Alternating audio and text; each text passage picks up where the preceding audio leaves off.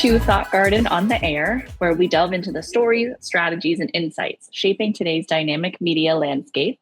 I'm your host, Alexis Quintal, CEO and owner of Rosarium, a public relations and marketing firm dedicated to connecting businesses, entrepreneurs, and influencers with impactful media opportunities.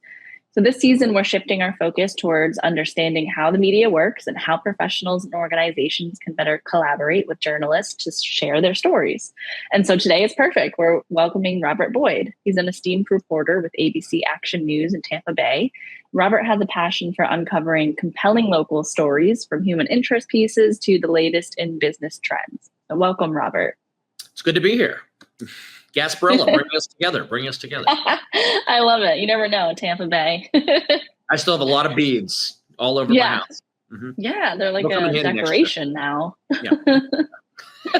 So why don't you tell us what inspired you to pursue journalism? How did you get started at ABC Action News?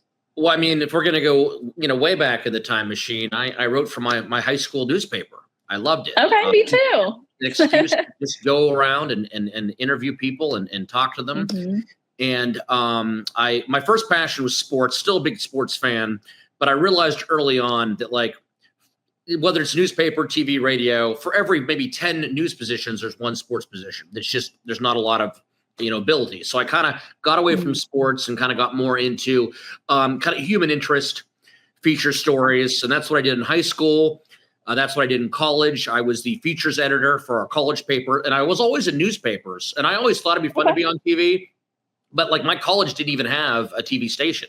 So I did newspapers, and it was fun. And the story I like to tell, and I've said this in a lot of job interviews, when people say something about yourself, I like to say that I graduated college in Pittsburgh on a Saturday, and then that following Monday, I started my first real job in San Diego. So in a matter of 48 hours, graduated Pittsburgh, got on a plane, flew to San Diego that Monday morning, showed up to work at the Coast News, a little beach newspaper. And I'm so glad I did it. I didn't hang around like after college wondering what I'm going to do, live in my parents' basement. I always took the leap. So I went to San Diego for spring break with some buddies, and I'm very proud of myself for doing this. I took my due diligence, and I took one day off from going to the beach and going to the bars and partying, and said, you know what, I'm going to go around to area newspapers, just drop off my resume, drop off some news clips, and say, hey, listen, I know there's not a job opening now. I graduate in May. If anything comes open in the next couple months, remember me, remember my ambition showing up. And sure enough, one newspaper editor called me and said, listen, Robert, we liked what you wrote. We liked you just showed up and dropped off your stuff. We got an opening. So I'm like, I'll be there. So I hit the ground running. But I quickly realized that newspapers were all kind of dying out. The newspapers as we know it. I mean, 20 years ago, they were still strong. But now, like, it's either online, but you hardly pick up a real newspaper anymore. And a lot of people, weren't making in that business. And even the people who were making it wasn't paying well. But through newspapers, I met a lot of TV people, and I kind of parlayed newspapers into TV. And I got a job with KUSI out in San Diego. That was my first TV job. And behind the scenes, I was basically writing what goes into the teleprompter for the anchors to read. But it was a job in a newsroom. And then through there, I almost treated it like an internship. I worked the morning show. So like I would get to work like around 2:30 in the morning. I'd write all the stuff for the teleprompter for the morning guys, like 4 a.m., 5 a.m., 6 a.m., 7 a.m. newscast. And then my job or my shift would end around 11. And that's when the reporters of the day were going out to do stories. And I would just tag along with them almost like an intern. I wasn't getting paid overtime, but just like shadowing them. Build a resume tape. Just build a resume tape. And then I started sending that tape. This is back, the tape was a VHS. That's how long ago I started.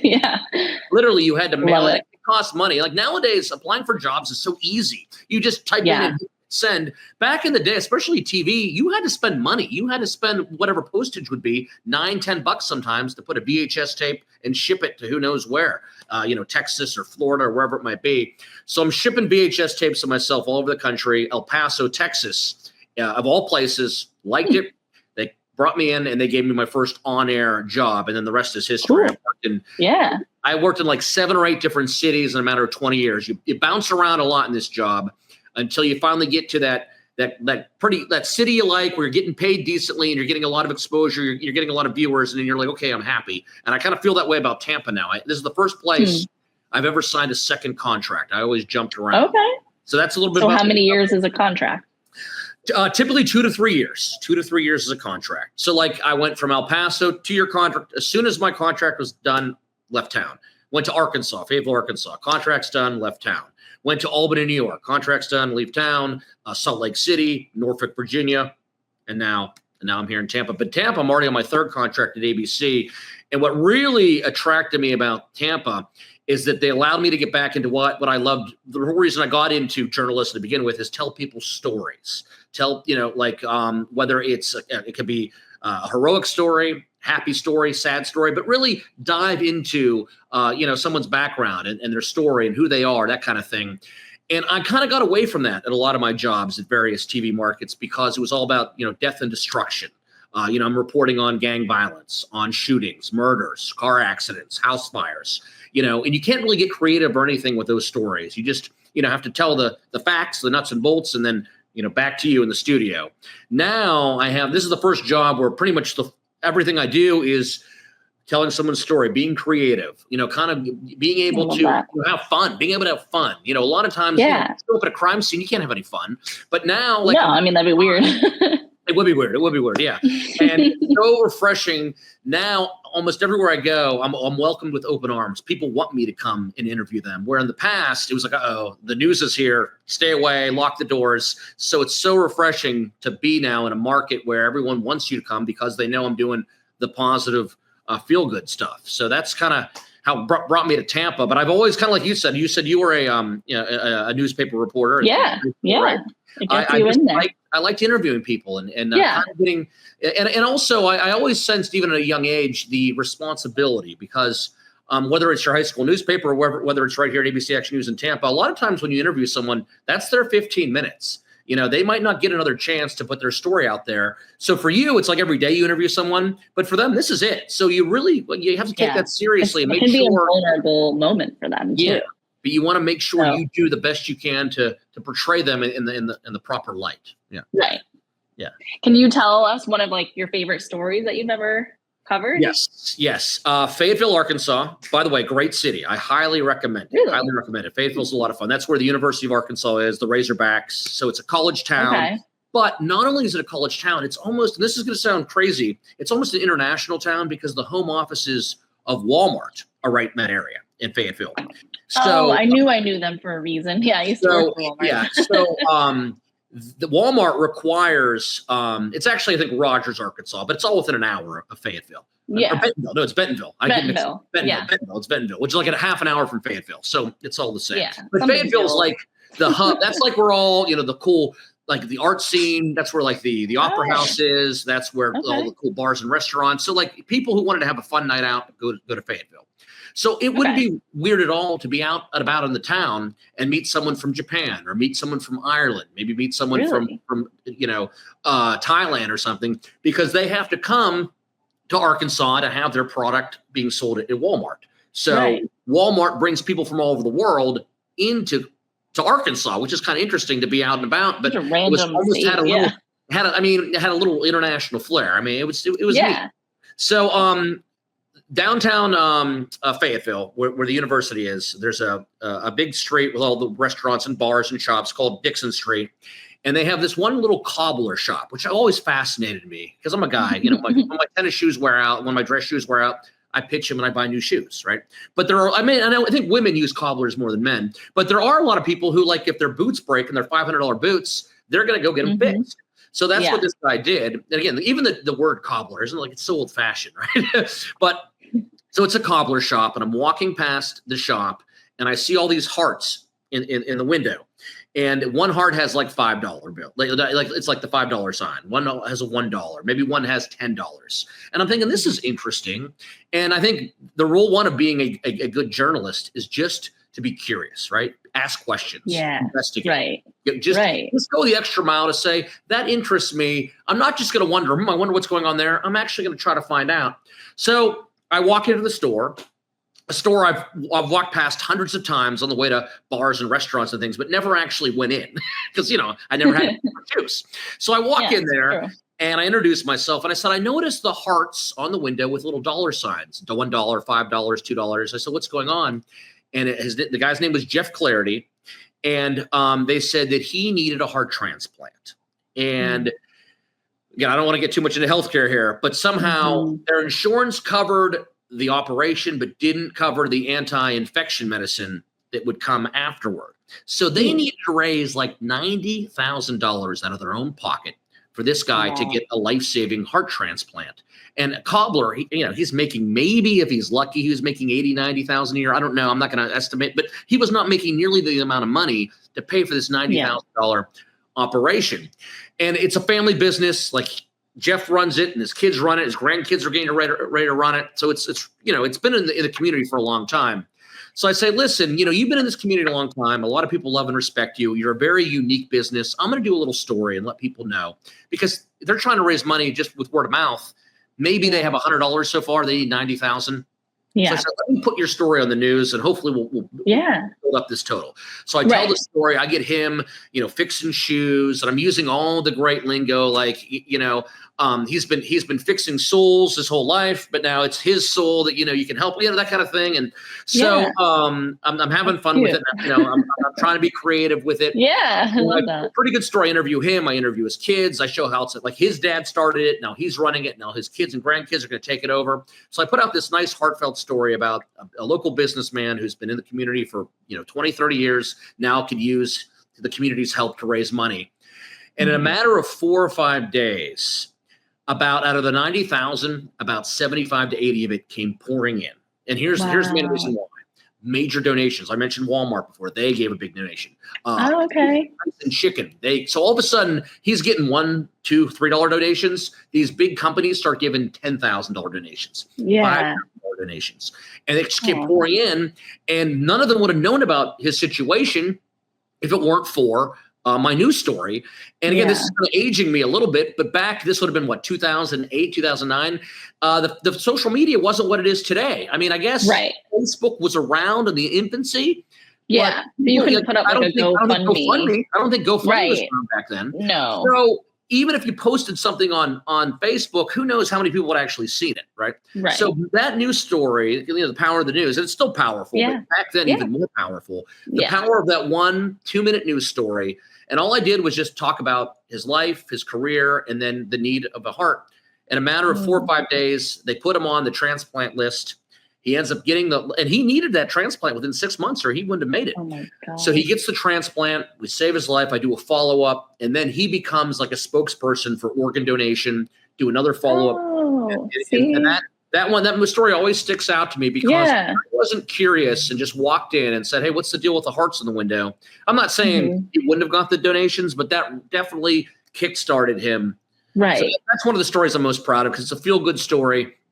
And I felt like it really made a difference because I think a lot of reporters, that's usually, I think, something a lot of reporters want to do. They want to think that their stories are making a difference. And with me, a difference in a positive way. Yeah.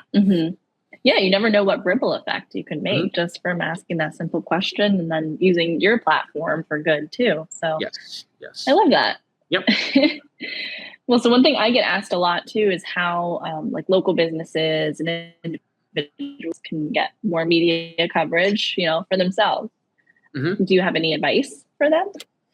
Well, I think what you need to do, and I get flooded with press releases all the time, and nothing wrong with press releases. It's nice because it alerts us. But you can't just be like, hey, we want to highlight this business. Like there's got to be, for me personally, to jump on a story, there's got to be that extra peg. Like, okay, tell me more about this business. Is there someone who works there that's kind of stands out? Is there something like, don't just say, come on down and shop, at whatever, Johnny's, steakhouse, like that, or come and buy, come eat dinner at Johnny's Steakhouse. Like there's got to be more, to it. There's got to be an extra peg for me because otherwise it's just because the biggest fear in our position is we don't want to give a free advertisement, a free commercial.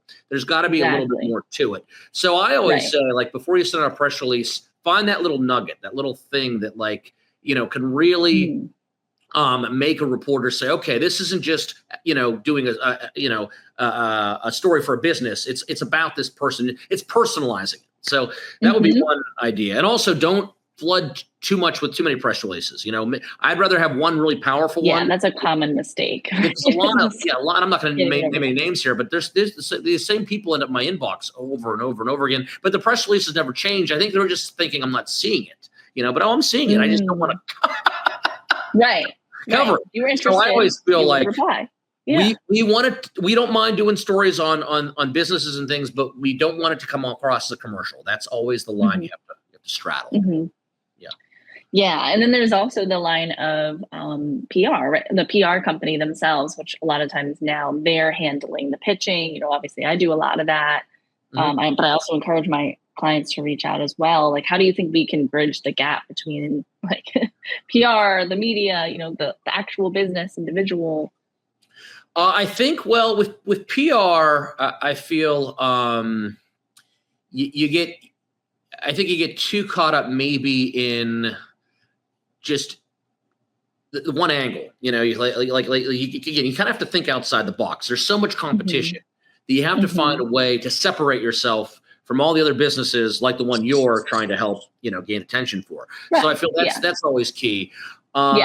And I think I kind of just said this before, but I think personalizing it. If there's someone, say there's someone working at the business who is overcoming cancer, or maybe a single mom who has 5 kids at home, and we can really say, hey, I'm putting my heart and soul into this to raise my family. If you can find something like that, rather than just talking about the business itself, because personalizing is always and also video. Being in TV, we need to have the video. So if you're going to pitch something, have something compelling, do you have an example of you don't have to say their name, but someone, or you might want to say their name, I don't know, someone that you're trying to get a commercial for, get a story about? I don't know, is there anybody on your? Yeah, there's quite a few. One of them that comes to mind is Tweeds, which is also just like a really cool brand that a lot of people know about. Yes, now I did billboards everywhere. I did a story with Tweeds. Okay. When he was selling it out of the back of the truck, remember that? Right. And that's why I did it, because he is selling suits. And I remember I did the story this was probably right after the pandemic. He shows up in his box truck. We'll call it a box truck. Yeah. And he opens it up, and it's like you're walking into a tailor. Like, it's like a little suit store. He's got the suits to choose from, and he can measure you, and all in the back of a box truck. And that's what caught my eye on that business, because I'm like, this is unique, this is different. So I did that story. But now they're opening like their 8th store. What's that? I said now they're opening like their 8th store. Now they're opening stores, and that could be obviously a good follow-up. I think my colleague Sean Daly actually did that story, potentially, them opening stores. However, it is a good. But now that they have, I know, and it's great that they've done so well, having 8 stores. But to me now, it's not as compelling because there's a ton of stores everywhere. The fact that he was I know, right? It makes it. That's what got my attention. So those are and that's a great example that you helped me come up with here, because it was different. But everybody, I think any business can be a little bit different. You just have to find out, okay, what is it that can separate us? What's the story we can tell, so we can personalize it about someone, but still the whole backdrop is that business. Right. And I think when you get to the point where you're successful, like a company like Tweeds, probably a nice angle that I'm working on with them is like, how are they giving back to the community? Yes. No, that's always okay. Yeah. Yeah. So they're getting involved in fundraisers and, helping raise money for charities and things like that, whether that they're donating themselves or raffling off a gift card or hosting an event. So it's nice to see businesses like really see how they can give back. That's always that's always a bonus. If somehow the money you're spending on a product, a portion of it goes back to a good cause, to a charity, I do a lot of stories like that. Yeah. If there's a business, if there's a charity angle somehow involved. Yes. Yeah. Exactly. That and video too. You got to have, I knew the box truck video would be cool. He opens it up. What's the back of his box truck? Oh, it's a suit store. Like I knew that one. So video, a good cause, personalizing the story, a feel good angle, like giving back to charity, and then I hate to say it because there's a lot of good stories I pass up just because there's no video. It's TV. We need the video, and as you well know, with social media and stuff, video pops. You need something that Right. And I love that you keep mentioning personalizing it, because that's kind of our specialty at Rosarium is personal branding. And Yes. that a lot of this podcast is talking to individuals that have built a personal brand, how they're using that to, elevate their businesses and tell their stories and things like that. So have you started to kind of hear this as a buzzword, like personal branding, and where do you see this going when it comes to Yes. media? Well, this is where I'm lacking. I'll admit, my social media is not that great. I need to improve that, and mainly it's just because I get so. I mean, I'll admit it. I get so like I put so much energy into the day and getting the story on air. Then I kind of just want to unwind, but like you have to want it. So social media and branding, it just doesn't happen. You have to really go out, go above and beyond and post and get people, because you might have a bunch of followers, but you're going to lose those followers as soon as you don't post anything for a while. People stop caring. Right. You always, but on the flip side, you don't want to post too much dumb stuff or boring stuff or stuff that So it's a fine line where you don't want to post too much, but you want to post enough. Right. But what you're posting is compelling enough. And then a lot of times with me, I'll just post what aired on the news, and it's too similar. So you got to find another way.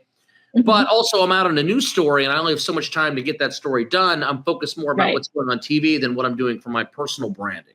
So it's, I don't think a lot of people probably struggle with that too. But what I've learned is any industry, like we're all you have to want it, running around all day, If those influencers like on TikTok, people will make fun of them sometimes. Oh, an influencer, but I give them credit because whatever they're doing, they're getting the clicks. They're getting a following. Which they turned it into a job. It's not easy to do.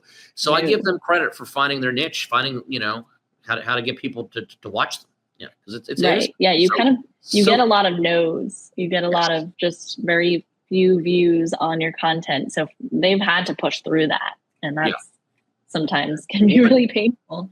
Another a quick story, our mutual friend, Michelle Jewsbury, when she pitched me her book, again, I'm like, this could, anytime someone pitches you a book, it's like, well, this is going to be boring. It's a book. What do we do?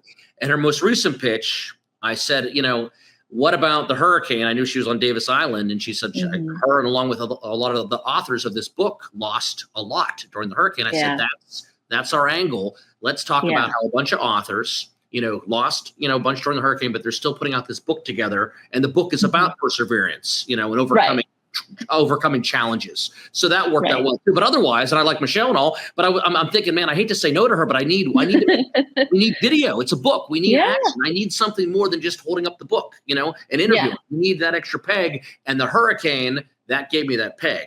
Because the first story we did together, I had to get her kicking around a soccer ball. Because TV news, you got to think outside the box. For video. When to keep people's attention is tough too. So you do have to have some movement activity happening. Absolutely. So what about you do you have any personal goals for 2025? For 2025, I still want to, keep kind of striving with ABC Action News, getting stories that nobody else has. That's always big. Another thing about press releases are, if you're getting a press release, every other reporter in town is probably also getting it.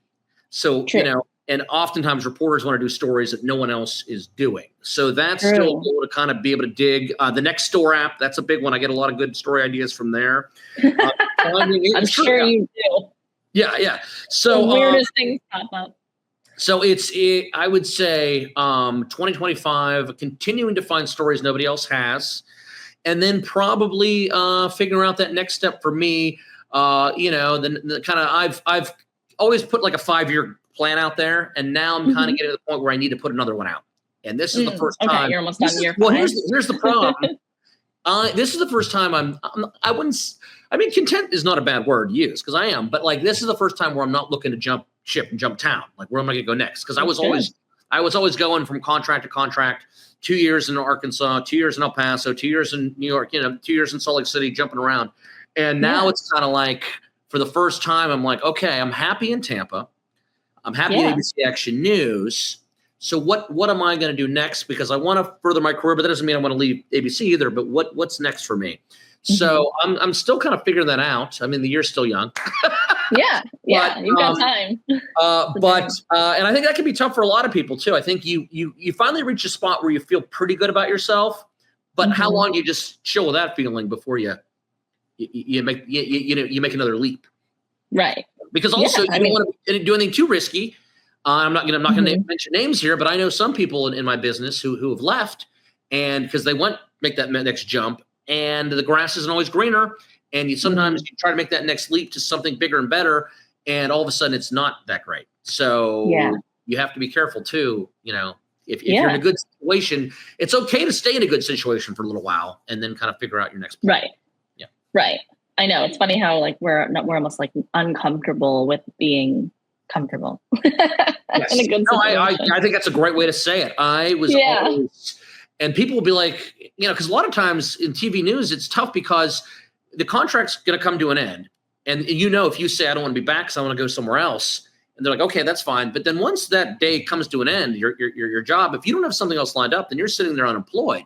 So you only have these little gaps to apply and get another job so you can leave when your contract's up. So it is tough in TV news. I think anybody with a contract, you really have to plan accordingly. Yeah. Yeah. Yeah. Well, so do you have any final pieces of advice for, anyone interested in engaging with the media or, using PR to enhance their personal brand? Any kind of final thoughts on that topic? Well, from a business perspective, I do think PR works because you guys know what you're doing. You know how to at least get story pitches, story ideas in front of reporters. Now, how you do that is different, but you guys kind of know. And the longer you do it, the better idea I think you have of what works, what doesn't, what gets attention, what doesn't get attention, that kind of thing. So I think if you're a business and obviously have those dreams and aspirations of getting bigger and bigger, getting more customers or viewers or whatever it might be, I think PR can definitely work. But then from the news standpoint, you gotta again just set yourself apart. You got to find a reason that you're not like Tweeds. Obviously, there's a lot of other suit stores. So what sets them apart? What makes them different? And then sometimes you have to kind of go out and make that happen. If you look around your business, well, I don't know. Then think of a way. It doesn't have to be automatic. Think of a way to set yourself apart or try something. Right. Also, I think a good idea is work things around dates on the calendar. Like maybe, who knows, it could be Valentine's Day. It could be the Super Bowl. Right. It could be St. Patrick's Day. Because we in the news, we love to do stories about big days in the calendar. So if you can make your business somehow relate to that day, whether it's a promotion or a special, or even, if someone, just throw it out there, if someone had a store for St. Patrick's Day and everyone was dressed like a leprechaun, like 12 people, I might come do that because it's it's interesting. Okay, it's simple to do. I might do that story. I know that sounds crazy, but that's what, TV, it's TV. We need action. We need viewers. We need that kind of thing. So I think that's also kind of look at what's going on around you, the times you're living in, and see if you can somehow relate to that. Because like if there's a national story, this is more on the harder news end, but there's something happening nationally, that affects everybody.